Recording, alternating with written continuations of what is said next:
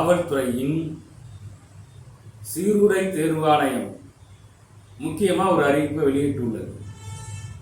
அதாவது 1302 sub inspector தேர்வுக்கான அறிவிப்பினை வெளியிட்டுள்ளது. இந்த அறிவிப்பில் நிர்வாகத்துக்கு எவ்வளவு ஒதுக்கீடு, ஓபிசிக்கு எவ்வளவு ஒதுக்கீடு, பிசிக்கு எவ்வளவு ஒதுக்கீடு, எம்பிசிக்கு எவ்வளவு ஒதுக்கீடு, எஸ்சிக்கு எவ்வளவு ஒதுக்கீடு அப்படிங்கிறதெல்லாம் பட்டியலாக கொடுத்துருக்காங்க. ஆனால் தமிழ்நாடு சீருடை தேர்வாணையம் வெளியிடுவதற்கு முன்பாக இந்த பிரைவேட் அகாடமிகள் வெளியிட்டிருக்கு. இது எப்படி இருக்கு? அரசாங்கத்திலிருந்து ஒரு ரகசியம் அவங்க வெளியிடுறதுக்கு முன்னாடி எப்படி இவங்க வெளியிடலாம்? சரி, இதுக்கு என்ன அவசியம்னு நீங்க கேட்கலாம். இருக்கு. உயர் அதிகாரிகள் இவர்களோடு ரகசிய தொடர்பு வைத்துள்ளார்கள். அதாவது மார்க் ஷீட்டுகளை வெளியிடுவதுன்னா தனியாக கொடுப்பது. இந்த அகாடமிகள் இதை வைத்து மாணவர்களிடம் அதிக கட்டணம், அதிகமான பணத்தை புடுங்குகிறார்கள். நேர்மையாக எழுதும் நம்ம மக்களுக்கு என்ன செய்வது? வசதி இல்லாத என்ன செய்வான்?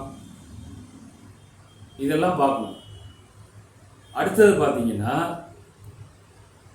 சப் இன்ஸ்பெக்டர் தேர்வு எழுதி 750 பேருக்கு பணியாணை வழங்காமல் நீதிமன்றத்தில் நிலுவையில் உள்ளது வழக்கு. எதிர்காலமே தெரியாம.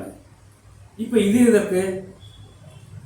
எல்லாமே cutting, corruption cutting, selection commission. முதல்வர் அவர்களே நேர்மையாக நடத்துங்கள்.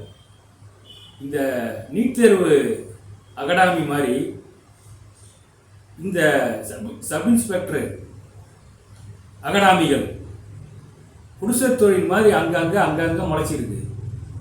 இதை ஒழுங்குபடுத்துங்க, இல்லைன்னா வேணாம். இவர்கள் எப்படியோ ஆட்சியாளர்களையும் அதிகாரிகளையும் கையில் வைத்துக் கொண்டு இந்த வேலையை செய்து வருகிறார்கள். சமீபத்தில் கல்பனா நாயக், தமிழ்நாடு சீருடை தேர்வாணைய தலைவர், அவர் ஆபீஸில் நெருப்பு வச்சு கொளுத்த பார்த்துருக்காங்க. அது உங்களுக்கே நல்லா தெரியும். அந்த அம்மா பேட்டியை கொடுத்தது. அதுக்கப்புறம் குடும்ப சூழ்நிலை காரணமாக அந்த அம்மா அதை பெருசாக எடுத்துக்கல. அநியாயம் எங்கே நடக்கிறதோ அதை கேட்க வேண்டியது போலீஸோட வேலை. ஆனால் போலீஸ் வேலையிலேயே இப்படின்னா பொதுமக்களே சிந்தியுங்க. நான் இதை ஃபாலோ பண்ணிக்கிட்டு தான் இருக்கேன். எங்கே போய் முடியும்னு பார்ப்போம். நன்றி, வணக்கம்.